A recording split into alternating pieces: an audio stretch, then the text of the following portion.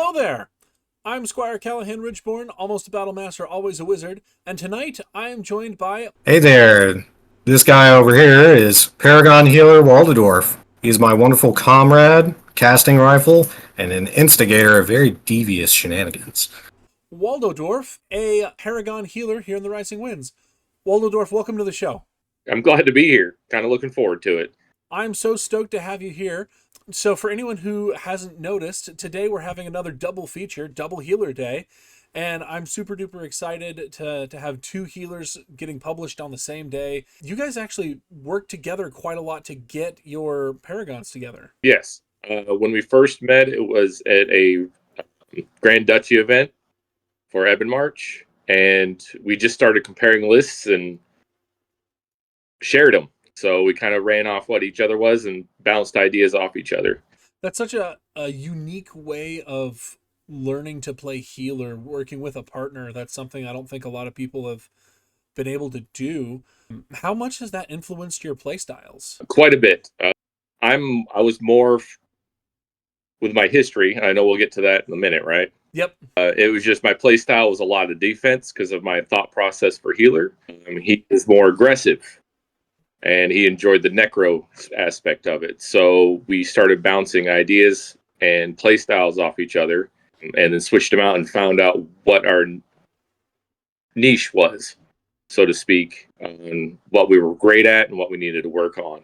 So I would play backline, he played mid or front, and then if we played against each other, we both tried to meet up in the middle somewhere. Okay. We're certain to come back around and talk about how the two of you are working together. But before we do that, I want to know, how did you get your start in Amtgard?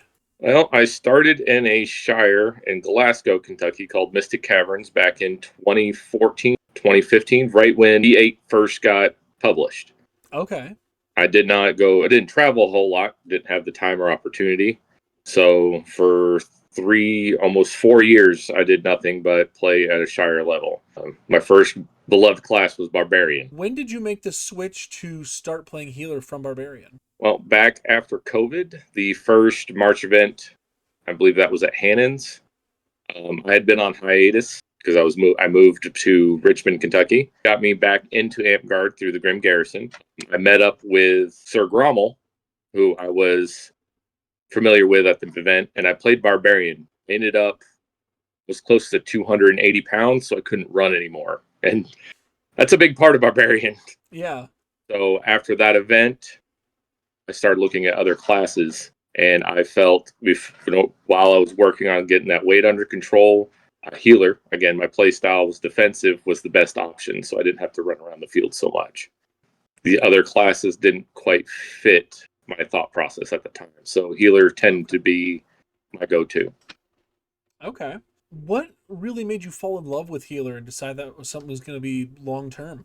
Well, that same year, I went to the June event, tried it out there, and that was it was actually kind of getting a small recognition from Manama. During that, we had the Knights versus the World, and I was just a res bot. And at the time, I still was learning the incant, so I had my phone, but I wanted to see what I could do. I had 186 reses during that game because I was just kept tallying them. And Manama had to come in and teleport and to interrupt our Heart of the Swarm res with bards and everything else. Once I realized that they had to get me to get that whole kill score, I felt it was the right path for me. Awesome. Okay. So what about healer makes it a unique class in Amtgard? Well, healer, a lot of people don't think healer as an offensive. And to be fair, it can be used offensively, but it's not the greatest. I mean, that's what you have: wizards, druids, scouts, bards. I mean, you have all these other classes that can cast spells that are very offensive. Do have a large group of them, and the game has changed, so the command isn't, our command spells aren't as effective, but their playstyle is enough of a switch that you are constantly a threat on the field. Specifically, I keep talking about my playstyle. My playstyle, when I first started, was if I keep my players up, there is no loss. Whether it's a life count game or not, if I have a team of 5 and I keep 4 of those 5 going, then my team is winning because they're constantly on the field. There's no downtime. There's no respawn time. It is just me constantly keeping them going. And that's where my thought process has been and probably will always be, is just that healers have that bigger threat, specifically in a life count game, but in overall of keeping your players going nonstop. Okay. Yeah, it does. Having a good healer on your team can make or break a game real fast. Just if you have a healer and the other team doesn't, it's very difficult for the other team to win. What ways does healer overlap with the other classes? Well, and a lot of it comes down to our spell list. We have a few spells that other classes don't have. So the overlap comes down to, you have assassins and, command to stop. I mean, that's a give me. The release, the heal, what makes the overlap there for me is that it's how we use them, where we are in the field. A lot of the other classes are more offensive in how they use those abilities. So the overlap for me is minor in comparison. Because you have the spell balls, and, I always call the A ball. That one is one of my favorites to go to, only because it don't care what armor you're wearing. What you're immune to may or may not affect it. But, Ice Ball and Tangle Ball, all the other classes get them. And so the overlap is just how... I'm sorry. To me, the overlap is negligible.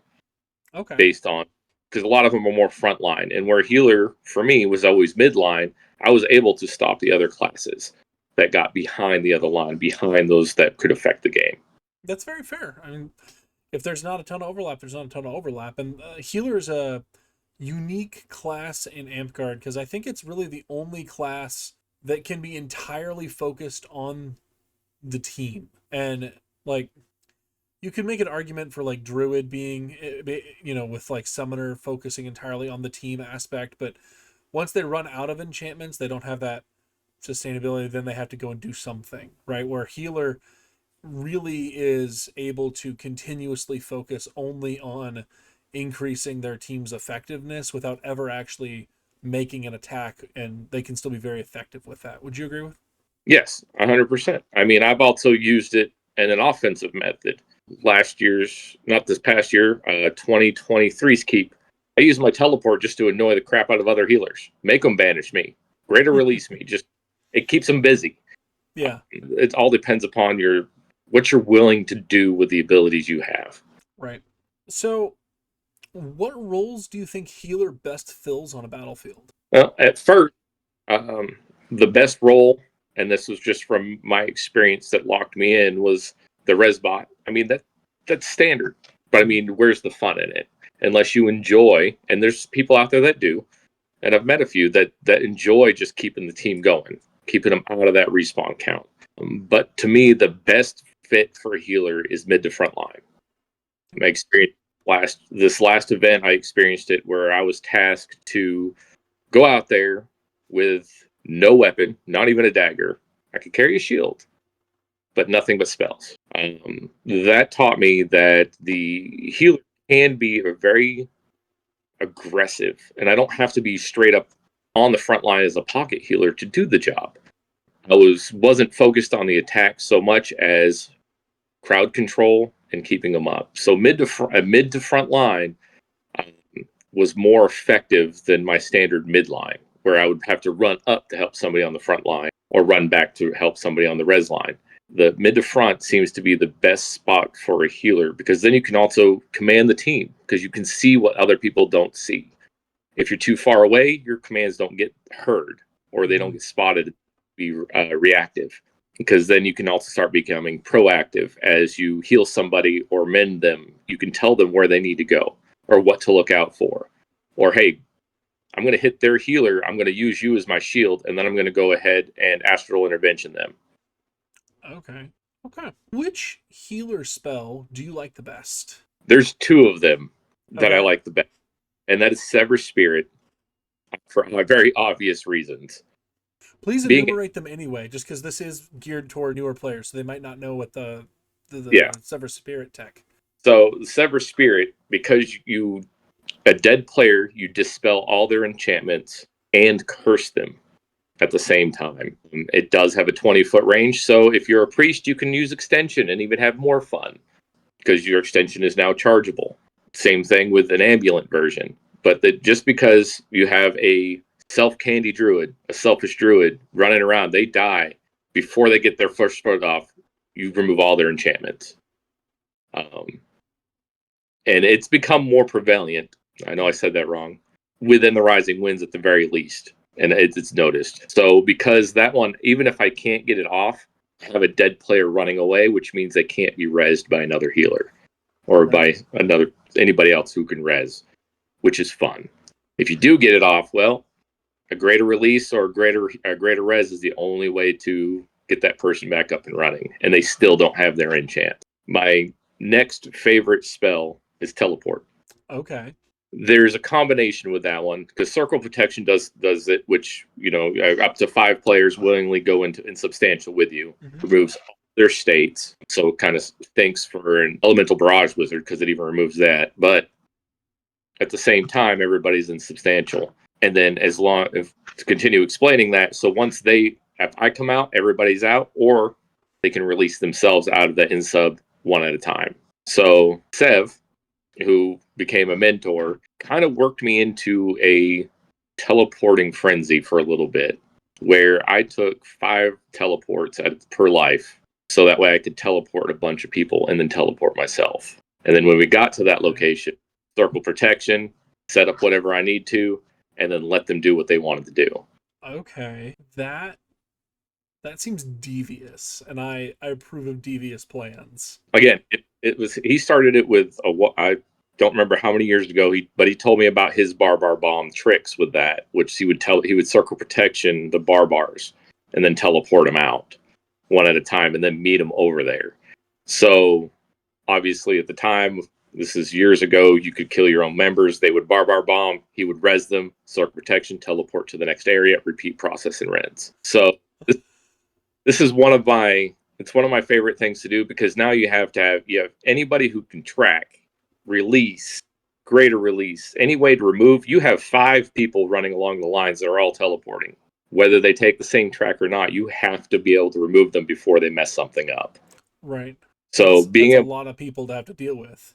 Yes. And so it's just, so teleport, and because then if I go without and this is one I pulled from Subutai, is one of my favorites, was going archetypeless and being able to swift teleport yourself out of danger, or swift teleport yourself out of danger but into a more advantageous spot. So teleport became one of my favorites to use. Yes, they're per life, but they're worth it. Teleport is such a great utility tool. Even if you don't need the swift teleport to get out of trouble, teleporting someone else is always good utility. Well, now we know which 2 spells you like the best. Which spell do you like the least? Blessing Against Harm. It's because it's only 1 resistance. It's not something that's worth the points to give up for it. So you can use it in a pinch, but in the long term, I would rather just use Blessing Against Wounds and reverse to that. Because I know there was a question that went out about somebody using it right before they got coup de grace. It's great. I mean, but that's a niche, very specific instance of being able to use it to great advantage. Being able to give, but again, it's not worth the cost, in my opinion. Well, and it just resists to the next thing that would happen to you. Just seems significantly less advantageous than like a Blessing Against Wounds does, at least to me, because like a wound as a caster main, getting wounded, that's a bummer. That's something I have to go and get fixed, right? But the Blessing Against Harm bounces off of, I believe, any verbal. So you have to pick off, sorcery. You have to pick off the school, right? But it might protect you from an icy blast. It might protect you from a shove, like it. But just once, and just for the cost, it seems like significantly worse than adaptive protection, and I never see it being used because it's not good. So I agree with you there. That's a great spell to have the least good spell there. So when you are playing healer, what does your default equipment look like? My default equipment is 2 ice balls. Horrible with the name, so I always call them the A ball. I always carry one of those. And now it's a max small and a short sword. That is typically my physical equipment. I don't spell those ones. As for my list, it all depends on the scenario. But typically, I will usually run a Necro Priest, specifically to steal life. I'm always going to have a greater release on charge. Again, steal works around that charge rate that the priest gives me because I can't, it's a sorcery spell. And then after that, obviously heal, a couple of releases. And typically I will take, depending on if I'm going to be closer to the pocket, I will take anywhere from 2 to 4 mends. I might put that on charge instead. That way I can keep whoever has the armor up and running. Right. But then I take one of every verbal. That way I have an answer for every situation I'm in. So if I come across another healer, I will usually command them to stop the natural intervention and then wait until they're almost done and then banish them away. Unless they try to release themselves, then I'm banishing them as soon as they start casting release.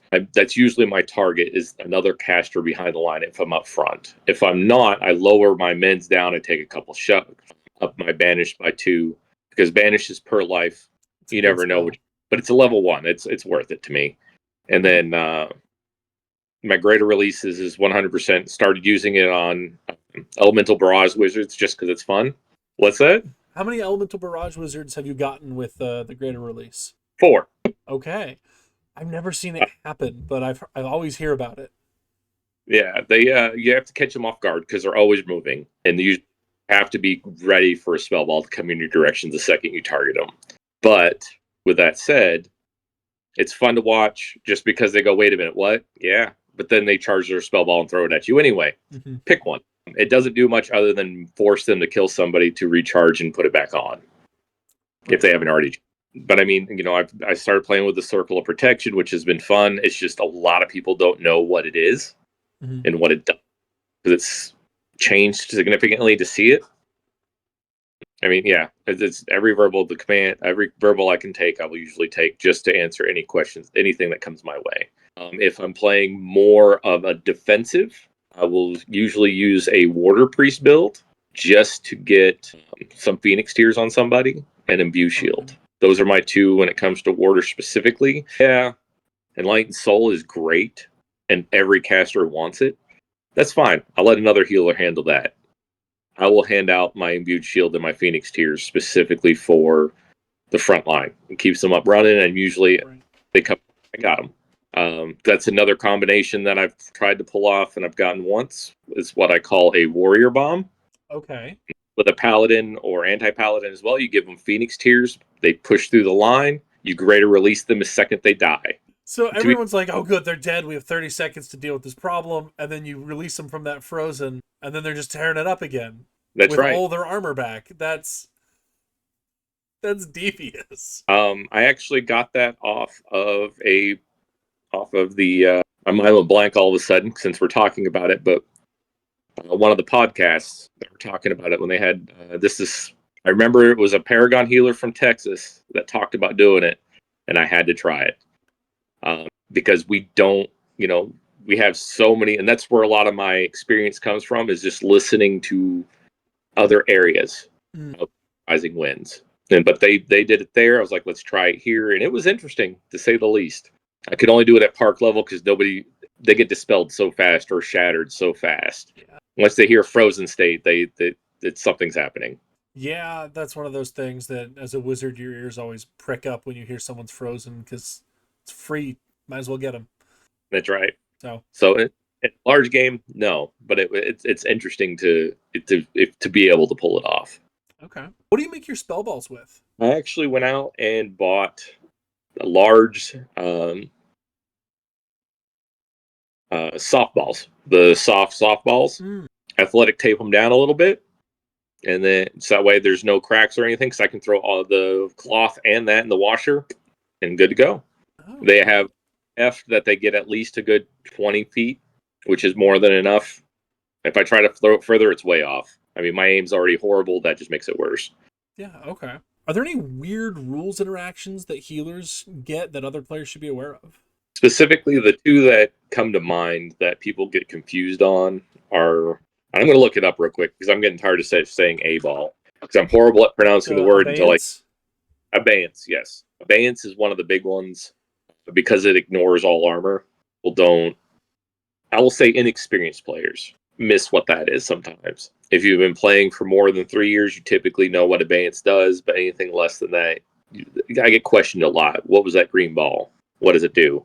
It's a fairly uncommon one to see, especially at park level, because it's just not something you see all the time. Like, I don't think I see it outside of those kingdom events, and even then it's fairly rare to see, because it is a great spell ball. I just don't think a lot of healers I think they're kind of sleeping on it. Well, I won't say sleeping on it. It's again, you have to be able to open somebody up, because if it hits their shield, it does nothing. Right. It has to. So you have to be able to hit their legs or trick them into opening up their shield. I mean, it's very, very difficult. And even then, when you do get it off, they typically don't know what it is, what hit them. So everybody will ask, what hit me? You have to say you're stunned for 60 seconds. So it's one of those that to me, it's not a weird interaction. It's just an uncommon interaction. Yeah. And like I said, the only other one that I know for a while, will be for a while, is again the circle protection rule, because we're going to see it. I feel we're going to see it more often on the front line. Why do you because, say that? Well, you play wizard majority of the time on the field. I see it all the time. Yep. Giant yellow warning wizard. Okay, cool. You managed to stun, or not stun, but icy blast 2 people, hit them with a spell ball, whatever. You get 4 or 5 people. I can go up there and make them all in sub. Now you have to choose what I'm doing, but it's removed all their states. It gives me time to heal them all, do whatever I need to do. And by the time you get it, if you remove me specifically, now you have 4 people you have to deal with immediately. It's like a mass release at that point. That is correct. So typically my little thing to do is I will get them all set up if it's 2 or 3 people. Typically, right now I've gotten mostly 2. I'll say, look, the second I do this next thing, you guys are free to go, and I will teleport myself away. Because I removed my insubstantial state out of circle protection into another insub. Okay. So you're spotting a small cluster of frozen people, running up, being in range of touch of them, swift circle of protection. Now they're all released. You can drop it, and they're good to go. That's right. And the weird interaction with that is everybody understanding what it does. How do I get out of it? How, that's so specific on how the rules work on it. So it's, you can, the scouts can track me out, but again, everybody's out. Everybody's out, or they pick the one they want to track out. That's fine. That just means you tracked him out. I can finish doing what I'm doing and then go after you with everybody else. Yeah. But a lot of people don't realize that at the time, that if you target me, it's bad. But if you don't target me, it's bad. It all depends on your perspective. It's almost a no-win there. I feel like you're a couple of people getting that away from having some really spicy tech. To say the least. I've been, one of my favorite things, what I've been learning is tactics, and Healer has brought me to that level where I have to focus more on, again, I was playing Resbot, backfield, I could look at strategy. Playing midline, frontline, I have to look more at tactics and how to use things. And Circle of Protection is one that I'm going to be playing with for quite some time. Because the only thing I did at this last event that helped me out, because remember I was running without a weapon, was I Circle Protection, I charged an ice ball and waited for the scout to track me out so I could throw it at him. I could have sworn that Circle of Protection had to do chanting. Yeah, I do. I have to enchant it to take it off, Circle Protection 3 times. But once I'm in it, I can cast anything I want. Now, if I want to come out of it, I do have to return to the physical world. But if I get tracked out of it, I did not enchant it, which means everything you didn't do anything with it, so you're just out of insub. Oh, that's clever. The same thing. If a scout's going to track me out of it, it takes me time. Don't get me wrong. If you know you're the target, I target them back. So if a scout's going tracking, I've already targeted them. Yeah. Started mentioning them. So by the time their tracking's done, I've got 2 of my astral interventions off. The third one before they even swing. There you go. Okay. I think I just learned a new trick. Hang on, I gotta look something up real quick. Okay. Where's teleport? What level does healer get teleport? I believe it's Oh, here it is, 4th level. Teleport, let's see. Location chosen by the caster at the time of casting. This must be a fixed location, not relative to a movable object. Upon arrival, they must immediately end the effect as per insubstantial.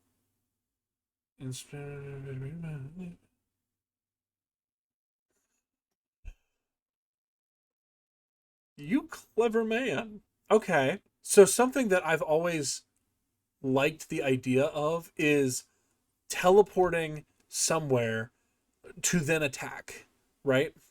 And the problem is if you teleport in somewhere and then start attacking, you have to be ready to do like sword things, and it's very difficult to do defense while also casting a spell, right? Especially if you're not getting to where you thought you were going, if someone's tracking you out early. But I could theoretically teleport to a scout who I know is going to track me out, ambulance cast the ice ball in insubstantial while walking at the scout so that they can track me, and then pop them with the ice ball that I charge because they were so polite as to remove my insubstantial state. That's correct. This That's how protection. This is super broken. I'm playing generalist at the next event. I think I'm going to try to go for this. You'll have fun with it. At the very least, you will enjoy the crap out of it. Because if you remember, you don't have to use the scout. I mean, I burn my greater releases like there's no tomorrow. Right. You Anything get frozen. that takes me out is Pants. You just tell you can tell, and you can get almost any healer on board with this stuff because it's shenanigans. And we sit back and we're usually running for our lives. I can't say running for our lives, but always on the lookout for the next attack to hit us. Mm-hmm. That you shenanigans, we will have fun with it. I like that. So healer is the like teamwork class. It seems like healers are always trying to team up with everybody else and make them better. But how can other classes support healer? Well, we already know that bards support healers. Bards support and it's great. Do not get me wrong, especially if I'm using all my charge times 10s and I don't have heal life to recharge them. That's fine. Whatever. We get wizard buffs, other healers. Typically, most healers request some types of enchantments, I've seen healers being golemed. I've seen healers get the e-soul. The one that I enjoy giving out to another healer is specifically Phoenix Tears. Have fun, go, die, and just keep coming back. Because a lot of people don't. I like doing what's not expected. Sure. What's not meta is the way I look at it. So other casters already support healers in a large way, just based on the enchantments they give. So to me, I mean that's just the give and take on that part. Because again, we always ask for something that'll keep us alive longer and keep us out of the crosshairs longer. So, but what I've discovered, as much as I enjoy those, I don't take, unless I know for a fact I'm going to be a primary target. Then, of course, I'm going to take a lot of them. Okay. But the trick is to make yourself not look aggressive. Again, because of my task, I'm going to keep giving Sev this credit, and I don't know what happened, but from my perspective, I'm going to say this. I had a group of 4 that were sitting behind a bunker just looking at me. I have no spell balls in hand, no weapon, and just a shield. 4 people, and we're standing 15 feet apart. That's it. Because I wasn't being aggressive, they didn't aggress on me. There's some psychology there somewhere. There has to be something in there. Yeah. Because there was no point system over on that side. If they moved, nothing would have been lost or gained. It was just a weird situation for me. But the reason why I say that is because, as I said earlier, I had to lose that weight so I could play Barbar, but I noticed as I had left it, I had to be careful because I would do a hop, skip, swift heal or swift res, which would mean I would start running and then I would get behind somebody and I would literally stand on one foot mid-stride, do the swift, and then keep moving. So, as back to the main question though, because I know I just rambled there, is other casters support us with the enchantments they need. When it comes to aggressing, that's where I think a lot of communications, we want to be that hero, and wizards, bards, and druids typically go go behind because they go, oh, I got a healer over here. Well, the healer might have another ability, and instead of you charging forward or casting that spell, teamwork at that point.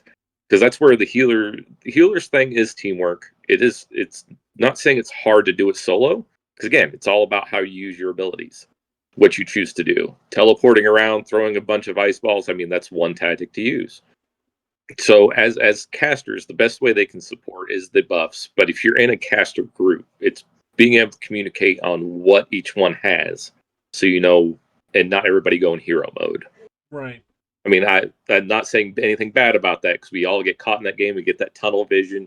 But as an aggressive group, that's where the support kind of lacks a little as a caster group.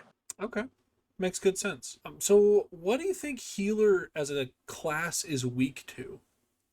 Right now, based on my personal experience, we have 3 main threats that we cannot truly manage well.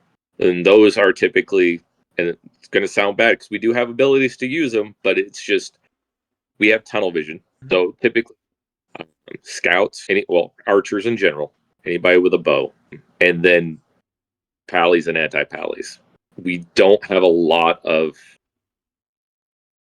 stopping power unless we forcefully take our ice balls. But then they have answers to those. So a healer one-on-one with any class, healer's probably going to lose unless you can trick them into doing something silly. But a healer and a healer in one other class versus a pally or anti-pally, any combination thereof, the healer's not going to be able to stand up to that, because we only have 3 ways to deal with them, and 2 of them are one of them is just an escape route. So you have your ice ball, your A ball. You have entangle only stops them for a short period of time. But again, that's an escape route. So all your other spells are all typically command. There's not much else you can do to those. Okay. Yeah, that makes good sense, and I can see the ways that you try to overcome that weakness by using those spell balls creatively and working around the immunities. So that's good to know. How does healer play differently at Park than on a Kingdom field? So on a Park level, you're talking about a smaller group. So if I go out there and play I will call it my Kingdom list, it's more difficult because I'm not going to say I come from an unfair Park is the way I look at it. I'm coming from Grim Garrison. So we have a large group of people. I have to fight Dart on a daily basis. So I give him credit for how I use my ability sometimes, because I had to get creative. But at we'll say a general Park level, healer, you're going to play him a slightly different, because you want to keep your team alive, but you're also going to be in the fighting aspect a lot more, because you're a smaller group, means you're going to see a lot more action. So your spells are going to be more for keeping you alive, out of trouble, and probably keeping the other team at bay. So a lot more command and control, a lot more CC going on with that. But you also want to keep it fun. So you're going to, depending on your skill level, as you grow into it, you're going to notice, I don't use any spell balls at my Park, because that 60 seconds, I'm going to stand around for no reason. That takes the fun out. So doing it at a Park level, we have to pull back a little bit on what we do and try new things to see how it works. And as you're starting off at level 1 healer and working your way up, go ham, have all the fun you want. But as you find your niche and find your grouping of the spells that you enjoy, you take into account everybody's fun. Because the smaller the Park, the more ice balls you have, the less fun everybody's having. Yeah. If teleporting around the field to be annoying, it's fun for a while, but eventually, you're going to be targeted just so you can't do it. So at a Park level, you want to find your fun first before you find your aggressive, your winning side, so to speak. To me, naturally, once you find everything you have fun with, all the spells you have fun with, all your equipment that you have fun with, and then you go to a bigger field, you find what you had fun with can translate. You just up the level, bring in the stuff that you couldn't use at Park a lot of the time, because you still want to practice, bring it up to the next level. So at a Kingdom level, you're going to bring, for lack of a better term, your A game, your best game you can provide to have fun. And And my experience with that is literally making sure everybody else is having fun. To do that, I'm the most annoying person on the field. I'm going to be the most visible I can possibly be. Mm-hmm. That way, I take the icy blast instead of the warrior behind me. Gotcha. Okay. Because then I know that he's still up and you've got to prep the next icy blast and he might get you beforehand. And I got to stand around for 30 seconds and rest. Park level versus kingdom level, you want, or larger duchy level, whatever, larger game levels. Park level, keep the fun, have fun with it, and grow. And then at kingdom level, you've done all your testing there. Bring that and learn from that and bring it back to park and keep repeating that process. Okay. What is the minimum equipment required to play healer? A dagger. I always recommend at least one weapon. Okay. And the reason being is because our spells will allow us to, again, escape using somebody else as a body shield in order for you to get the spells that you want off, keep them up, keep them running. And especially if you're quick enough. If not, I always recommend at least a small shield because of the rule change. I used to carry a medium all the time. I'm glad they did change that because that was about to me, it was a lot of honor if I opened my hand on a medium shield or not. What was So the specific rule that changed? So we can no longer cast with a medium shield in our hand. Before, if you had it strapped correctly, I could open my hand and still cast with it as an open hand. Now it requires you to have a small actual buckler. Okay. So your hand. So the way I would do it was I was using medium, grip, cast, touch somebody. But again, on your honor, if I got hit in the shield, they don't know if I'm gripping it or not. Right. So that kind of changed, and I'm happy for that change. It kind of stinks to lose a bigger shield, but now you have to have an open hand. So if you're comfortable just running around healing with one hand, medium shield. If you want to be able to cast with both, use that small buckler, put that dagger away, switch hands, whatever you need to do, so that we at least have some sort of defense to actually get in the mix. From there, and the skill level at that point of what you feel comfortable with. Okay. Well, what does an ideal healer kit look like? An ideal healer kit, again, to me, it comes down to playstyle, where you are on the field. So an ideal one, we'll say mid-range, which is where I focused on mostly, is now a small shield, short sword, usually never equipped unless I had to, and that's the equipment. Now the spell list is, again, That's what you're going to have. very personalized. Yeah. So I always recommend if you're playing midfield, yes, you don't have to go priest route, but that's the route I stuck with. That way I did, and then it's just picking up what you enjoy. Like I personally, and everybody thinks it's silly, is I don't use innate ever. To me, they're great, but I've never had a situation where I needed them. Okay. Well, I have Steel Life Essence. It's a charge times 3. I charge or heal myself, and I replaced my innates with Steel Life Essence is all I did. So I don't have to waste a swift heal. I just Steel Life Essence heal myself or recharge my times 10, and I can charge that back up times 3 because I'm going Necro Priest. Makes sense. Okay. So when you start building a spell list for an event, how do you go through building your spell list? Well, if it all depends on the size of the event. So we're going to go with the kingdom level event because that's our biggest events. I will build 3 lists based on what games I know are going to be there, what pickup games might be there, and what I'm going to have fun with that time. Okay. Depending if we'll take Bridge Wars. If it's a competitive game, I'm going to bring my A game and I'm going to bring the spells I know by heart, all of that. But if it's like June event and we have a Capture the Flag event, okay, it's Capture the Flag. What's the death count? Find out what the rules are. And then I build my list based on that. So typically, like I said, I have my standard list. So typically, I always have at least one banished. Mm-hmm. Small shield, short sword. I experience my greater release. And then it all depends. I might experience my shove or I might experience my banish. But if I know I'm going to be running something heavier, I need to be more up front, I'll experience my mends. That way I have that versatility on keeping people up or keeping people away. Okay. If maybe I don't want to use that experience. That second experience to me is whatever. Obviously, heal. I'll usually take 2 releases, so I have 4 per life. And then I'll go from there. It's the greater release, hold person, sever spirit, at least 1 shove, 1 astral intervention. But then I'll also take an extension. That way I can get that sever spirit off at a greater range. Because a lot of people don't expect you to do that. Yeah. Now I take only 2 ice balls. It used to be 4, but now I just spend enough points to get 2. Again, depending on the playstyle, it's usually 2 mins up to 4. Mhm. All depends. And then I take usually 2 resurrects because I can charge those pretty quick. Right.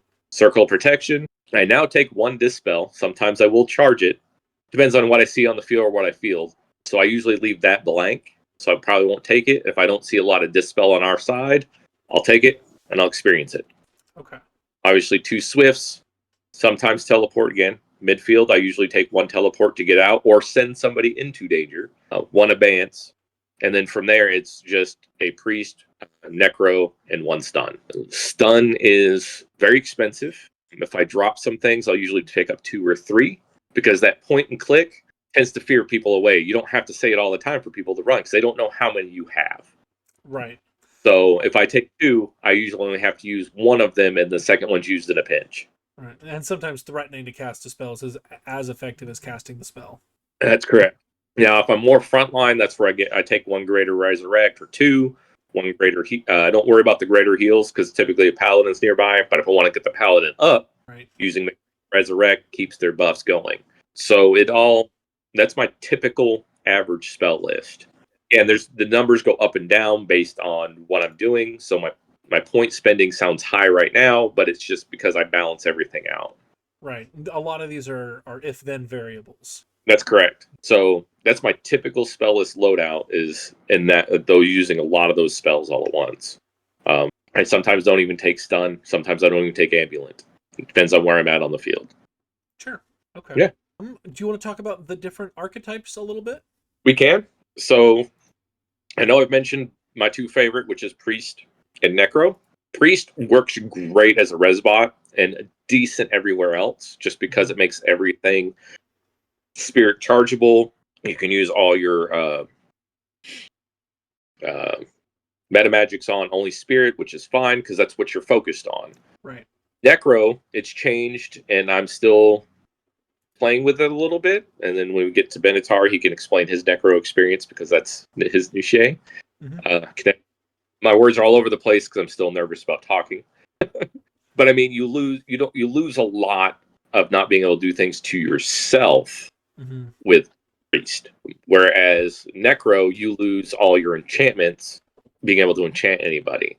Right. So that one is great for the undead minion, great for the steal life.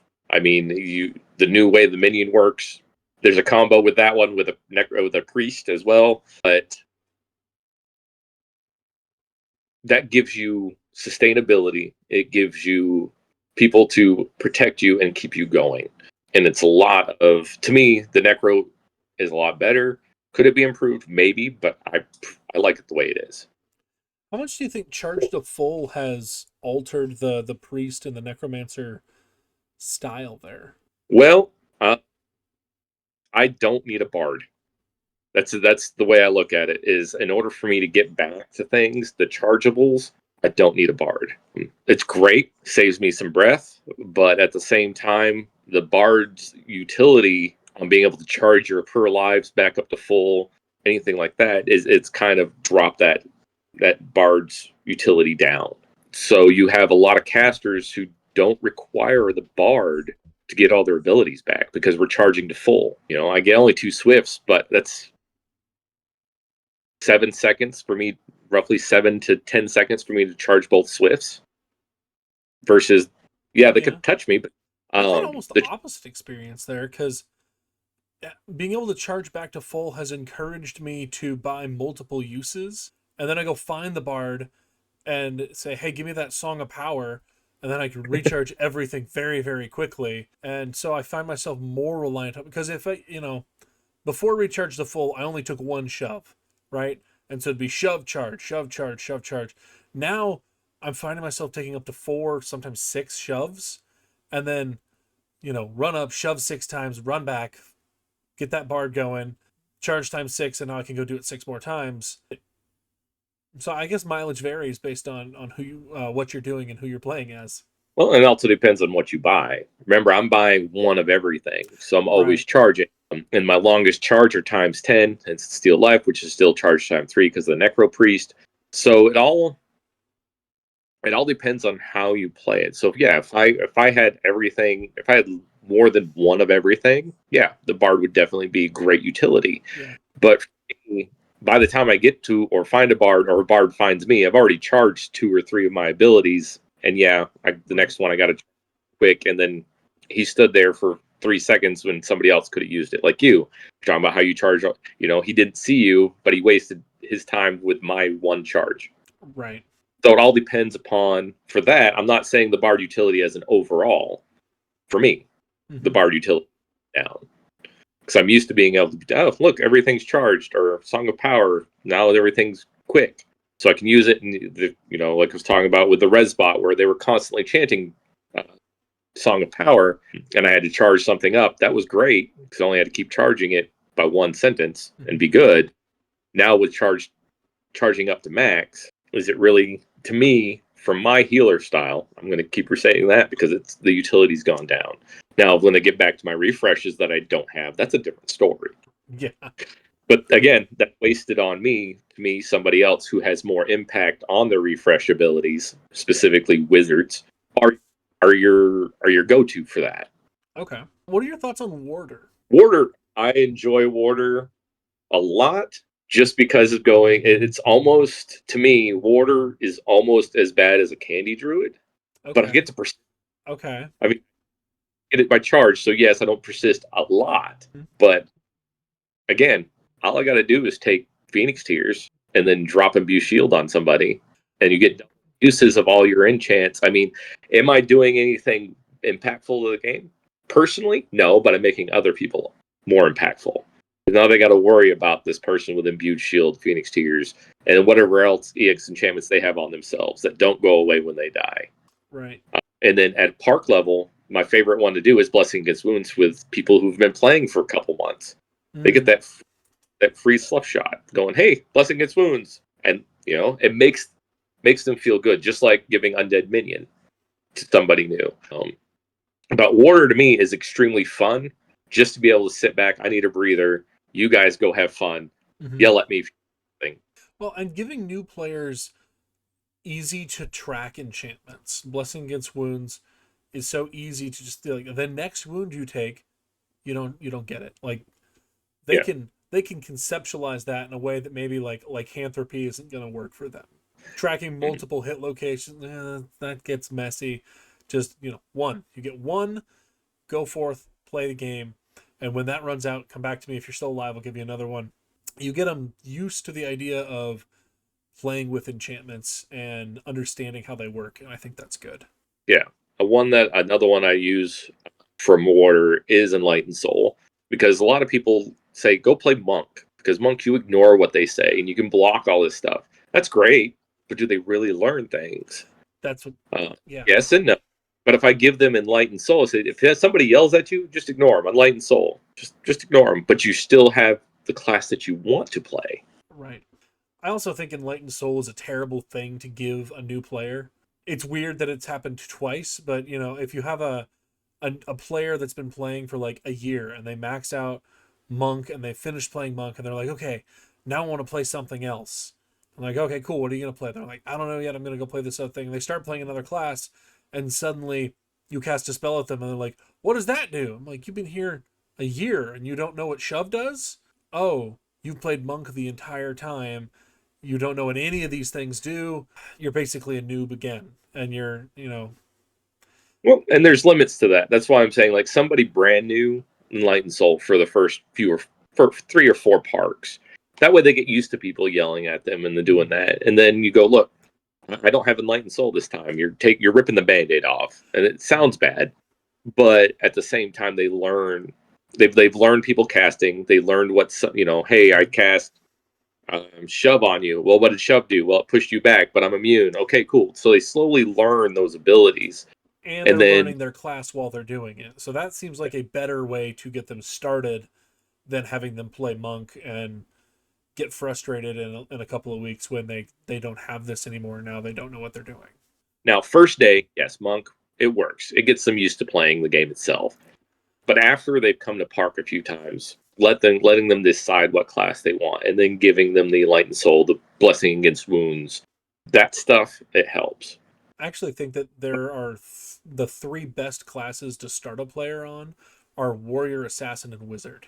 And I have a reason for that. My thought process is everybody who walks up to a LARP has an idea in the back of their head of what they want to be, right? They either want to be Gandalf, they want to be Aragorn, or they want to be the like Ranger's Apprentice kid, at least from like my book generation. And so if you've got someone that walks up and they want to be Gandalf, and you're like, oh well, magic is hard, you should play monk, they're gonna be like, okay. But if you give them a short sword and 3 force bolts, and you know, and you try to teach them shove and let them try to pull off a shove, and more points if they actually can pull it off, and you like exaggerate the whole thing and make them feel like they're having a cool time, you're gonna lock them in because they got to do the thing that they wanted to do instead of the thing that you kind of made them do. And a lot of the level 1 classes are pretty approachable as far as their abilities go, right? Assassin is probably the easiest class to pick up. Here's a short sword. Can you say I step into the shadows? Perfect. Now you're a ghost. So I really think monk is an awful starter class when we have so many good starter classes already. I mean, and to keep it kind of on the healer spec, now that they changed the heal spell, it's a whole lot friendly. So much more approachable. Like if someone shows up and they were like, I want to play healer, it's my first day, and you're like, oh sweet child, memorize this poem, and then you can try to play healer. But now it's just like, oh yeah, the white light healing hath healed thee 5 times. Like so much easier for people to do. And healer was like definitely in the it's not as popular as like the big 3 that I mentioned earlier for random walk-ups, but it's a very much a thing that people want to do because like Marvel Rivals has support slots with healers now, and so this is something that's in the like the zeitgeist of the regular person's mind. Like, oh, can I be a healer? Absolutely you can. You don't even have to learn poetry for 12 weeks. Yeah, it took me a 3.5-hour car ride repeating it to myself the whole way, and then as I got it memorized, I started doing it to music at loud and very fast-paced rap. So that way I could talk to them, and it sped my healing cant up. But for new players, yeah, you're right. Those big 3 are fun. I was just we typically the very first day's monks, that way they don't have to worry about being yelled at. Let them pick their classes. You don't force them into a lock. You have to play these classes to learn. I also feel that new players are never the target of good spells. Like, if I have a new player show up to the park, if I'm playing wizard, I almost never play wizard at park because I know myself I have trouble toning down, and so I just choose to do something else. But if I'm playing wizard at park and there's a new kid, the most I'm going to do is shove that person because that's just not a feel-good scenario to you know be like, hey, I'm going to kill combo you now. I'm going to yell 6 lines of words and then you're going to go stand around and wonder what happened for a while. No one's using your capstone abilities on Johnny New Guy. No. Sometimes I'll heal and resurrect them if they died. It's like, did you move? Nope, I'm just dead. I was like, here, don't hit me afterwards, but let's get back in and fight. Yeah. Things of that nature. Typically, I won't cast at them if it's their first or second time out to park. I'll start casting like shove or stuff like that on their third time out. I enjoy teaching. It's one of my favorite things in this game. That's why I like talking about Amtgard so much, is because I came from a park that was small, didn't go to a large event, and I jumped straight into, after a 4-year hiatus, jumped straight into a March event and had the time of my life, and then slowly learned what I was missing and things that I'd learned wrong because I never traveled. So I will go out of my way, even during a large battle game. I don't care. I will go out of the way and teach new healers specifically spells, give them the opportunity to use the spells they've been training or practicing to use.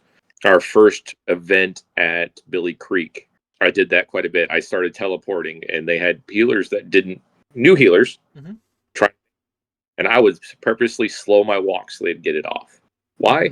Because they're learning it. Everybody's supposed to have fun. If I just charged up there, released myself while in the middle, and then killed them, where's the fun? Yes, it's a competitive, but I'm out for fun. I'm out to increase other people's fun. And so I will teach anybody who wants to learn healer anytime. And if I can't show them something, I know people who can. That is my ultimate goal. Is healer my final destination? No. Is it my most fun class? I'd love it over Barbarian at this point. And that's saying a lot considering I put over 100 points into Barbarian. Oh, wow. You prestiged it. Okay. Pretty much. And so when it comes to the new players and using abilities and teaching them, I start off with just your basic sword and board. This is what you have to learn. And then teaching them the heal spell and moving on up from there. It's for me, the heal spell is your foundation for any healer. You have to be able to know the heal. And after a while, you should be able to do it while blocking. Maybe not attacking, but at least blocking. Okay. Well, I mean, you have those arrows. You're being the target. You're usually somewhere. Somebody died for a reason. You have to be able to defend yourself and them. Because if you don't wrap your arm around or stand in front while you're doing it, they're just going to die again. So being able to adjust that is important. The reason I chuckled is the difference, I think, between a okay healer and a maybe good healer is if I get shot with an arrow and I'm dead, and they come up and they put their shield in front of me and they stand behind me, because I'm a big guy, right? It's real easy to hide behind me. If the healer hides behind me with their medium shield while they res me, like, okay, yes, you're definitely not getting hit, but also I'm going to get hit again almost immediately. But if you, like, tuck that shield in front, you might be getting a little close to me for your comfort, but I'm fine with that, and that's I think that's the play there. Maybe don't put yourself wholly in front of the dead guy, because the dead guy's invulnerable until you say the last syllable, but you have an opportunity there. So I appreciate what you mean when you say you should be able to block while you do your heals and your reses. Since I switched to a small shield, it's great to, like, even for you, I will still stand in front and I'll put my back foot up against res you while I'm blocking out. I would rather, and it's going to sound bad and it's going to sound hero mode and whatnot, I would rather take that shot, because knowing that you're able to get up and be more effective on an offensive level is worth me going back to respawn or waiting for a healer to res me. Sure. Because that just means clear out whoever killed me or move out to a safer zone and still be up and effective. That's why me as a healer, I'm more of a team healer, more of a overall team healer now than I used to be. I used to just stick with a small group, still watch that group, but I will, like I said, I would do the run by. I would start running, I would take that hop step, stop behind, touch the back, heal, res, whatever, and then move on. I have to be careful with that because my foot's in the air, so if I do put it down, it does consider moving. Yeah. It's a trick I've learned how to, but it's only for, like, it's enough time to cast before I start moving my leg again.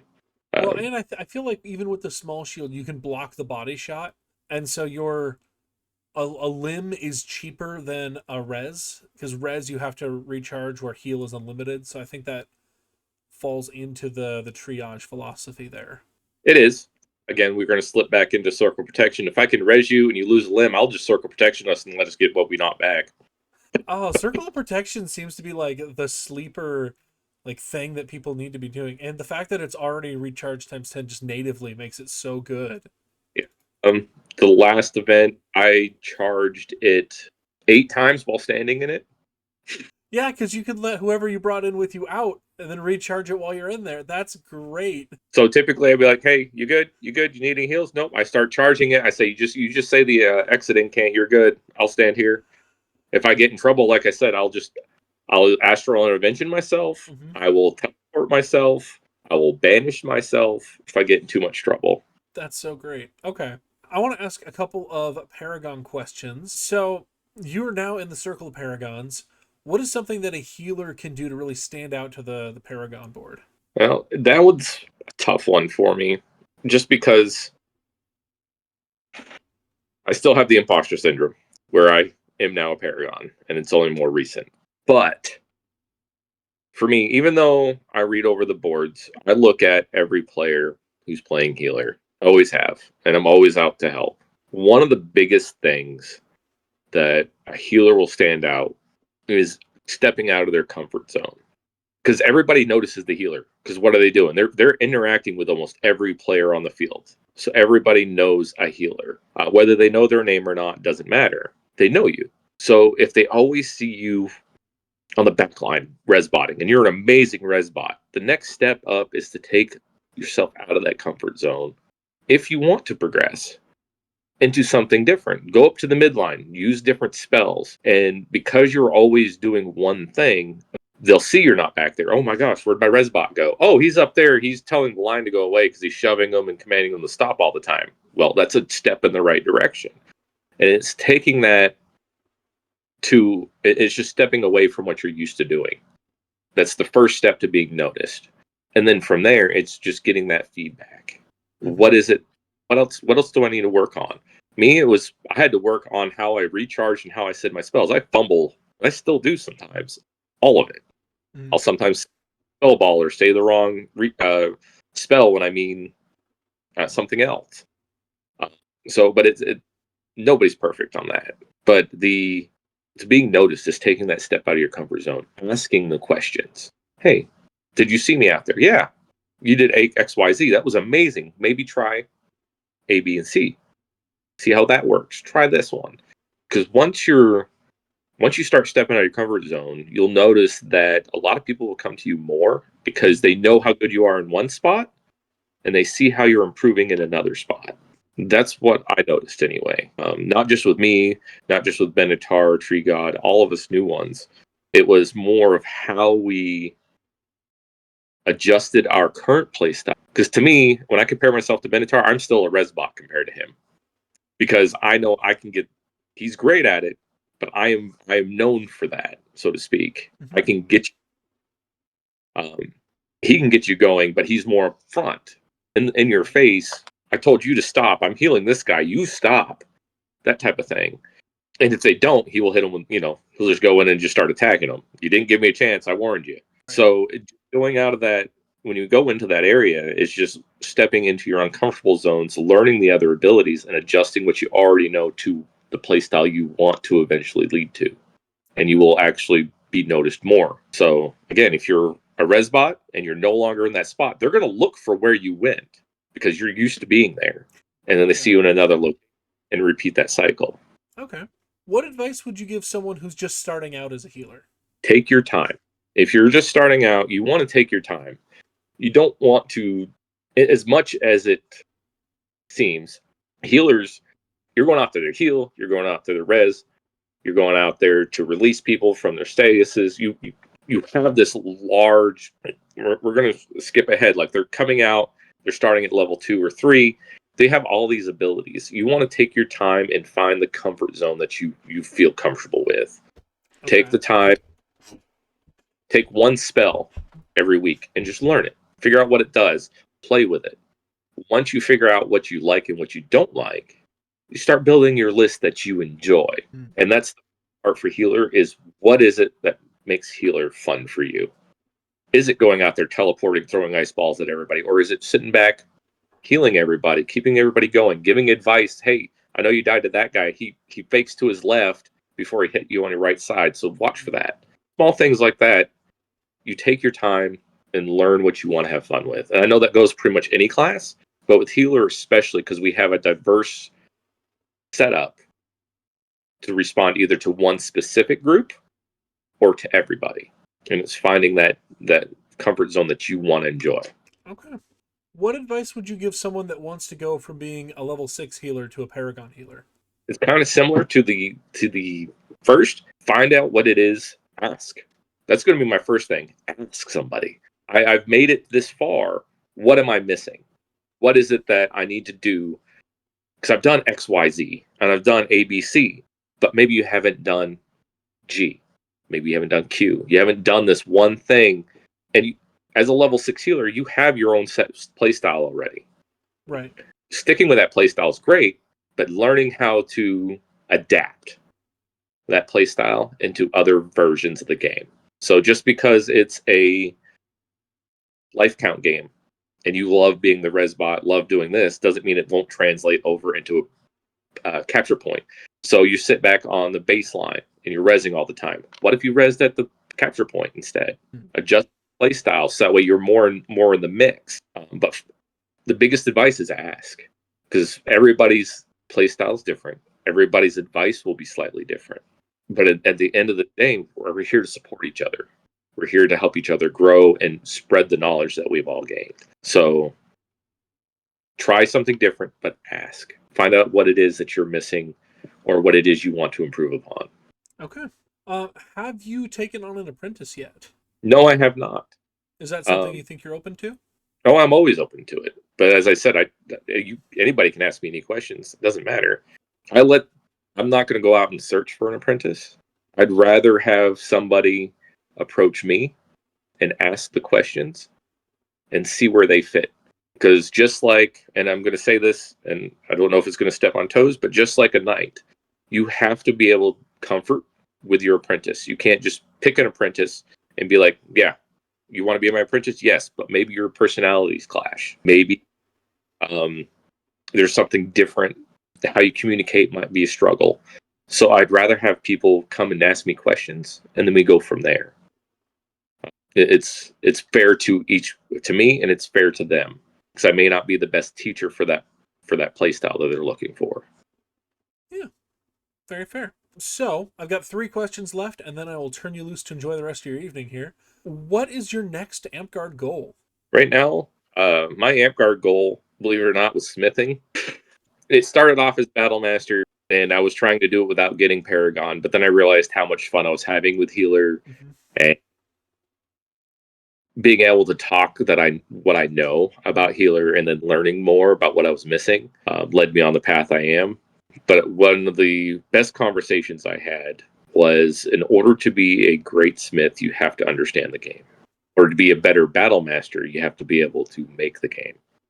And that goes not just designing the games themselves, but also in how the games are played, so you understand the classes. And reaching Paragon, reaching that level 6, knowing each class helps in both those categories. Because I can design a game and it might be strengthened to wizard, and I look at it and be like, well, the wizard can do XYZ. Now I can look at a game right now and 100% go, oh, that's bad. That's a healer game. Let's not do that. Okay. Are you okay with people coming up and talking shop with you at events? Always. Always. I am known as the mouth.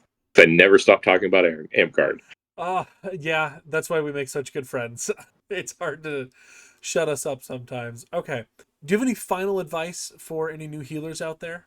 It goes along with everything that I've had. You pick what it is you would like to do as a healer. What's your main objective? Is it to be the one that keeps the team up? Is it to be someone's personal pocket healer? Find out what it is that you enjoy doing the most, and then play with it. Find out what works and what doesn't work. Just because my spell list works for me doesn't mean it works for everybody. And I learned that the hard way. I didn't know about taking mends until I ran into Paint. And this was while he was champion, and he visited GG, and I didn't have mends, and he goes, why not? Well, I now carry mends because it makes sense. But I was playing my playstyle. Now I've adjusted my playstyle to fit where I want. So, as advice, pick spells that you know you're going to enjoy. Maybe you won't. Maybe you'll change it later. Biggest part is just enjoy it. Have fun with it. Learn what you can, because you are in a position as a healer to see the field and adjust your play style and your spells to fit any situation once you've played enough games. Special thank you to Waldodorf for coming on and talking to us tonight about being a Paragon healer and learning to up our healing game out there. If you would like to see more battle gaming content, please be sure to subscribe, and we will have some more excellent videos. And go and check out Benatar's video. That should be up right now and probably somewhere over here on the side waiting for you right now. So we will see you in the next video. Thanks for watching.